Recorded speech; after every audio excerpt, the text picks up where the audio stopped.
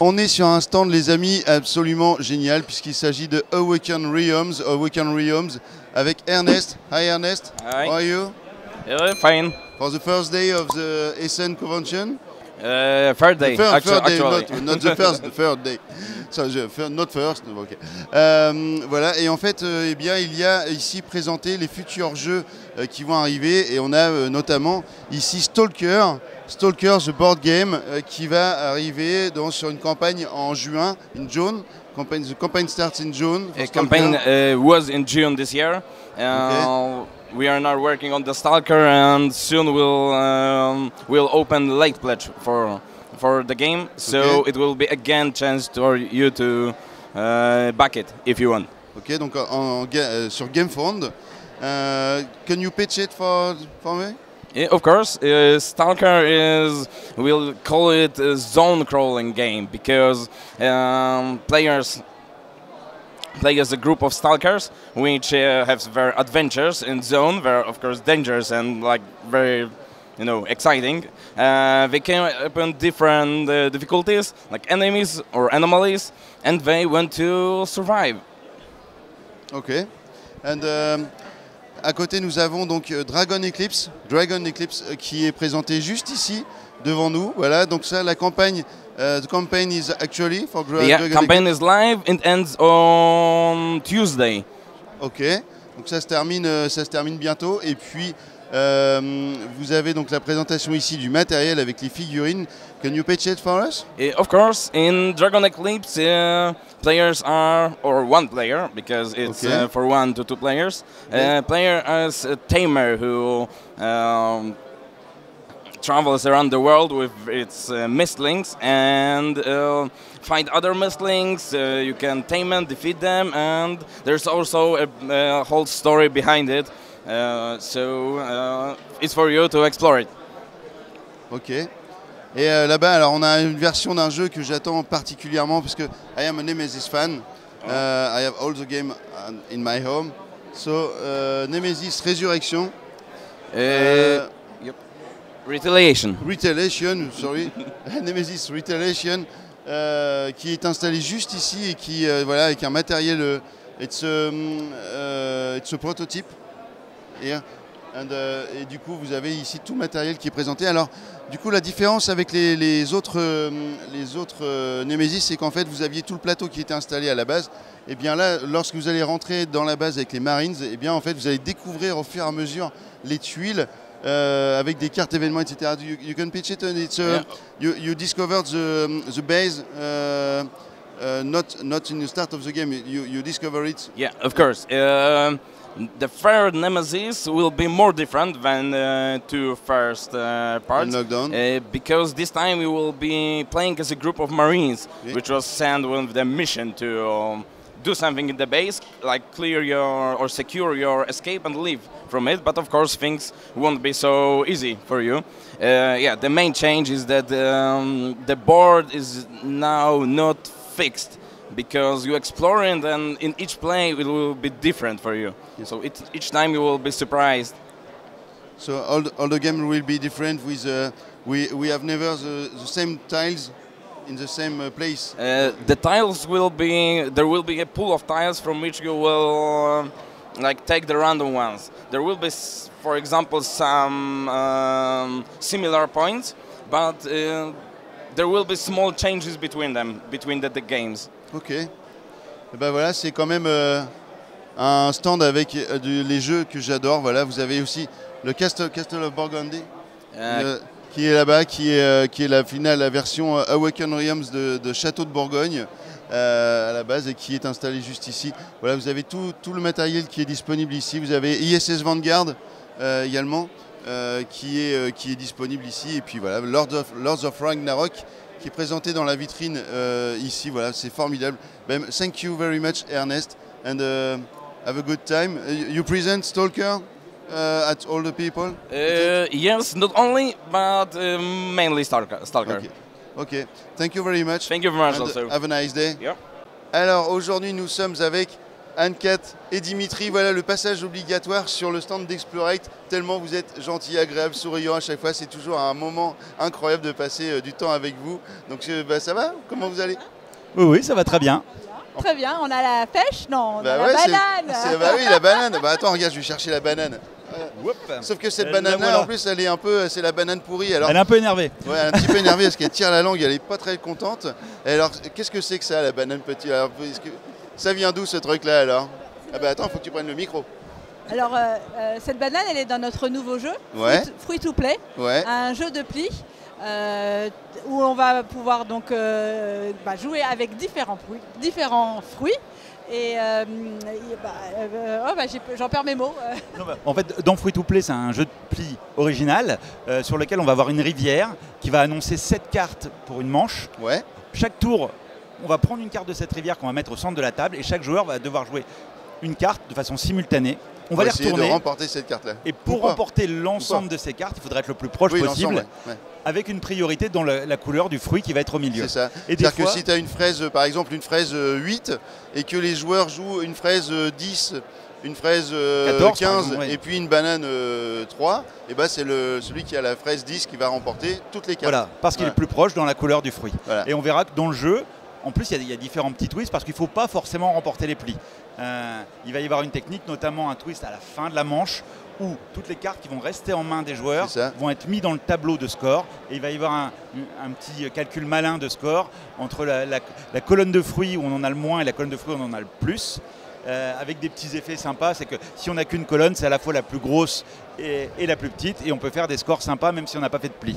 C'est ça, parce qu'en fait sur les cartes, on a une valeur numérique qui elle ne sert qu'à remporter les cartes, donc au moment où vous allez jouer vos cartes cachées, et vous avez un nombre de fruits, donc c'est 1 ou 2 fruits sur chaque carte. Ça. Et en fait c'est ce nombre de fruits qui va permettre, ici on en a une avec deux fruits, c'est ce nombre de fruits qui va vous permettre de compter les scores à la fin. Donc comme tu le disais, si tu as par exemple 10 fruits des pommes, eh bien, si tu as une seule carte avec une banane ou ici une carte avec 2 figues, eh bien, tu vas multiplier 10 pommes par une banane parce que ce sera le fruit le plus petit dans ta zone de jeu.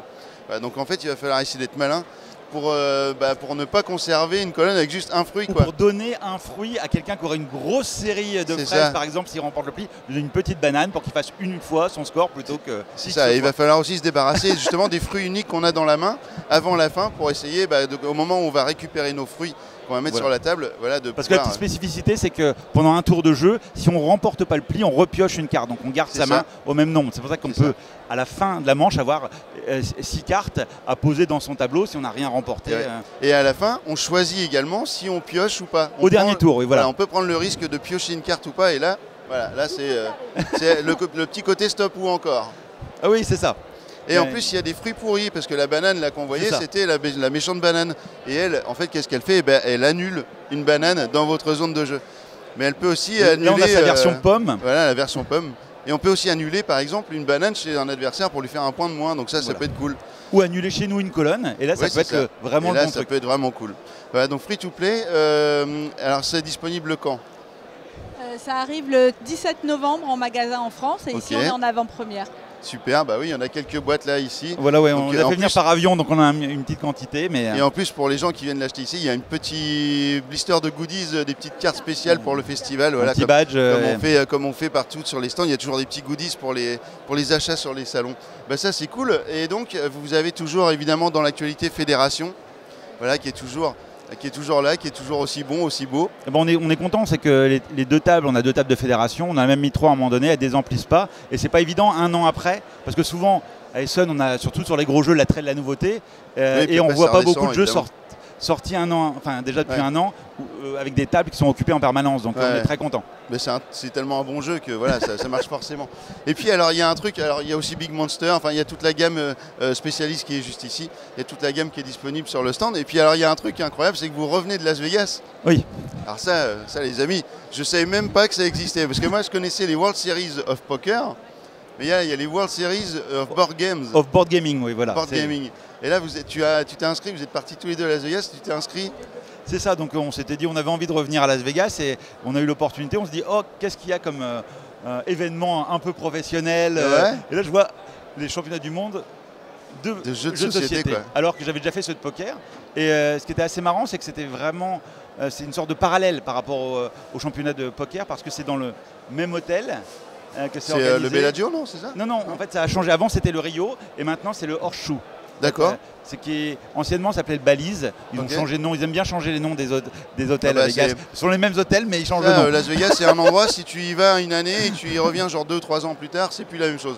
Il y a des hôtels qui tombent, ils en reconstruisent, c'est incroyable. Le pire là-dessus, c'est qu'une fois, il y avait l'hôtel Aladdin, et l'année d'après, c'était devenu Planète Hollywood, mais ils avaient gardé les formes orientales de fenêtres. D'accord.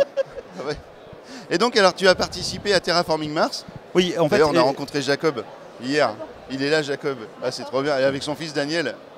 Ah, il faut aller le voir. Alors toi qui es fan de Terraforming Mars, il faut aller le voir. On a fait une petite interview avec lui. Alors moi, je suis un peu nul en anglais. Mais du coup, on essaye quand même de faire des interviews en anglais. Je vais avoir plein de commentaires ridicules sur mon accent et tout, mais c'est pas grave. J'assume. Donc il y a Terraforming Mars, il y avait The Great Western Trail, Patchwork et j'ai perdu le dernier, Ark Nova. Voilà. Bon, du coup, je t'ai suivi tous les jours. Ah oui, non, sur Facebook. Je me suis bien régalé en fait. T'as pas remporté l'anneau magique, loin de là. Alors, des fois j'étais pas au niveau, comme sur Patchwork du tout. Quelquefois, il y a eu des tirages, mais quoi qu'il arrive, les parties étaient super intéressantes. Les personnes très détendues, très fair-play. Et c'est agréable d'être dans un championnat où pourtant, au final, il y a jusqu'à 25 000 $ à gagner. Et des gens qui acceptent les erreurs de jeu, de revenir en arrière parce qu'il y a une bêtise qui a été faite. Alors bien sûr, pas sur 12 tours, mais les gens étaient très fair-play, à l'écoute. Oui, il y a un bon esprit. C'est super sympa parce que quelquefois dans les tournois, on voit que c'est un peu tendu. Pourtant, il n'y a pas forcément grand-chose à gagner. Des fois, il n'y a qu'une boîte ou quelque chose comme ça. Là, il y a des prix importants et les gens sont très fair-play. Et ça, c'est chouette. Ouais. Bah écoute, super. Bah, vous allez y retourner l'année prochaine ou pas? On a bien envie, mais... Parce que toi, Anne-Cat, en plus, tu as tenu un stand de free-to-play. J'ai pas encore eu le temps de vous partager les photos, mais j'ai eu 2 grandes tables énormes où j'ai pu mettre 2 fédérations installées et une table de free-to-play en plus. Et j'ai eu le plaisir de jouer avec des Américains, de présenter le jeu. Vraiment, comme disait Dimitri, une très très bonne ambiance. En plus, c'est vrai que les salons à Las Vegas, moi j'y suis allé aussi, j'ai vu un peu ce que c'était. C'est quasiment aussi grand que ça, avec des moquettes épaisses. T'as l'impression que c'est 4 cm de moquette, c'est incroyable. C'est ça. Et puis il y a des grands buffets et tout. Vraiment super, les gens adorables. Et puis le temps de discuter avec eux, de discuter avec des VIP, comme ils disent là-bas, américains. Donc on a pu vraiment avoir des bons contacts. Et puis on les retrouve ici, c'est fou, il y a quand même beaucoup d'Américains qui viennent. Oui, parce que là on a un joueur juste à côté là, qui est en train de jouer, qui est allé avec vous. En fait, il n'est pas allé avec vous, mais en fait c'est le hasard de la... Son t-shirt, on voit sur son t-shirt, il a toutes les... c'est le hasard de la vie, en fait, il était là-bas aussi. Voilà. Et donc il m'avait dit je vais venir un jour à Essen, je viendrai te voir sur le salon. Donc c'est chouette, c'est vraiment une très très belle expérience humaine à nouveau. Et c'est super de voir comment ça se passe aussi dans un pays comme ça. Et surtout là-bas, en fait, on a pu voir aussi des gens qu'on a un peu idéalisés dans des contextes des influenceurs américains, parce que quand on voit les influenceurs de The Dice Tower, Man vs Meeple, ils sont assez inaccessibles. Donc chez The Dice Tower, c'est Tom Vassell. D'ailleurs, il avait toute sa ludothèque qui était disponible. Là, Camilla, Z, tout ça. Et en fait, là, ils avaient du temps.